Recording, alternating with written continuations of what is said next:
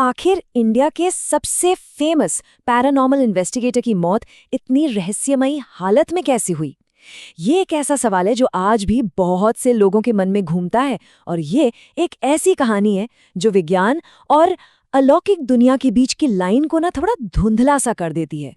तो चलिए गौरव तिवारी के इस अनसुलझे केस की तह तक चलते हैं और जानते हैं उस शख्स की कहानी जिसने इंडिया में पैरानॉर्मल रिसर्च का मतलब ही बदल कर रख दिया था। बात है जुलाई 2016 की, जब एक खबर ने सबको हिलाकर रख दिया। गौरव तिवारी, वो इंसान जो न जाने कितने अनसुलझे मामलों की पहेलियां सुलझा चुके थे, वो खुद एक रहस्यमयी पहेली बन गए। तो ऑफिशियल स्टोरी क्या कहती है? वो अपने घर के वॉशरूम में मिले और उनकी गर्दन पर एक अजीब सा काला निशान था। पुलिस ने तो जांच के बाद केस बंद कर दिया, लेकिन अफवाहों का बाजार गर्म हो गया। बातें होने लगी कि क्या इसके पीछे कोई पैरानॉर्मल वजह थी। और देखिए, मजे की बात यह है कि जहां अफवाहें कुछ और कह रही थीं, वहीं उनके साथ काम करने वालों का कहना था कि उस रात तो वो ऑफिस में ही थे और आधी रात के करीब उन्होंने ही गौरव के घर जाने के लिए कैब बुक की थी। अब इस जानकारी से तो मामला और भी उलझ जाता है ना? लेकिन इस पूरे रहस्य को समझने के लिए पहले उस इंसान को समझना होगा। पता है, गौरव तिवारी हमेशा से पैरानॉर्मल इन्वेस्टिगेटर नहीं थे। उनका सफर तो एक बिल्कुल ही अलग रास्ते से शुरू हुआ था। सोचिए, साल था 2007-8। वो अमेरिका के फ्लोरिडा में एक कमर्शियल पायलट बनने की ट्रेनिंग ले रहे थे। लेकिन फिर 2008 में उनके अपार्टमेंट में बार बार कुछ ऐसा होने लगा जिसे वो समझ नहीं पा रहे थे। और बस उसी एक घटना ने उनकी पूरी जिंदगी का रास्ता ही मोड़ दिया। 2009 तक उन्होंने एविएशन छोड़ दिया, मेटाफिजिक्स की पढ़ाई की और एक बिल्कुल नए मिशन के साथ इंडिया वापस आ गए। उनकी टीम के लोग कहते हैं वो इंडिया में पहले इंसान थे जो इन चीज़ों को ढूंढने के लिए एक साइंटिफिक तरीका लेकर आए। ये बात बहुत अहम है क्योंकि इसी वजह से वो अंधविश्वास से भरी इस दुनिया में सबसे अलग खड़े थे। तो आखिर ये साइंटिफिक तरीका था क्या? इंडियन पैरानॉर्मल सोसाइटी के साथ उनका जो काम था वो टिपिकल भूत प्रेत की कहानियों से आप कह सकते हैं कोसों दूर था।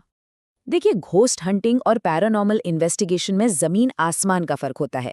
एक तरफ है अंधविश्वास और डर, तो दूसरी तरफ है साइंस और सबूत। गौरव का मकसद भूत ढूंढना था ही नहीं, उनका मकसद था घटना की असली वजह को जानना।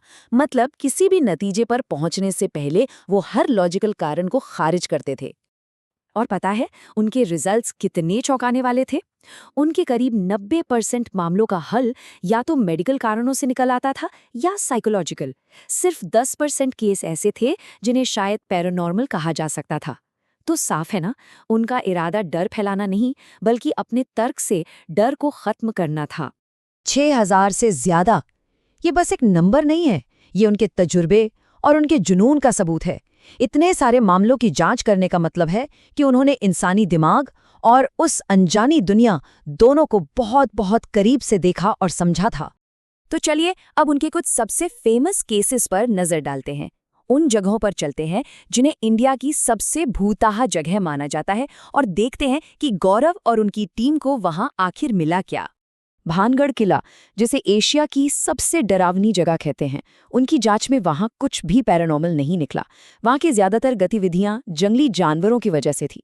लेकिन इसका ये मतलब नहीं कि हर जगह ऐसा ही था। दूसरी तरफ कुलधरा गांव और मुंबई की मुकेश मिल्स जैसी जगहों को उन्होंने वाकई में हाईली एक्टिव माना। उनके एक साथी बताते हैं, कुलधरा में हमारी कार पर अचानक से हाथों के निशान बन गए थे और मुकेश मिल्स में तो हमारे गैजेट्स या तो गायब हो जाते थे या फिर काम करना ही बंद कर देते थे। अब ये सिर्फ कहीं सुनी बातें नहीं थी, ये वो तजुर्बे थे जो उन्होंने खुद दर्ज किए थे, जो कहीं ना कहीं विज्ञान की हदों को भी चुनौती देते हैं। और यहीं पर हम घूम फिरकर वापस उसी सवाल पर आ जाते हैं जहां से हमने ये सब शुरू किया था। गौरव तिवारी अपने पीछे एक ऐसी विरासत छोड़ गए हैं जो जवाबों से कहीं ज्यादा सवाल खड़े करती है। उनका एक सीधा सा सिद्धांत था, नॉलेज कैंसल्स फियर्स, यानी ज्ञान डर को खत्म कर देता है। उनका मानना था कि जिस चीज को हम समझ लेते हैं हम फिर उससे डरना बंद कर देते हैं। बस यही उनकी पूरी फिलॉसफी थी। लेकिन एक टीवी सीरीज थी भय, उसमें एक बिल्कुल उल्टा आइडिया सामने रखा गया, नॉलेज क्रिएट्स फियर।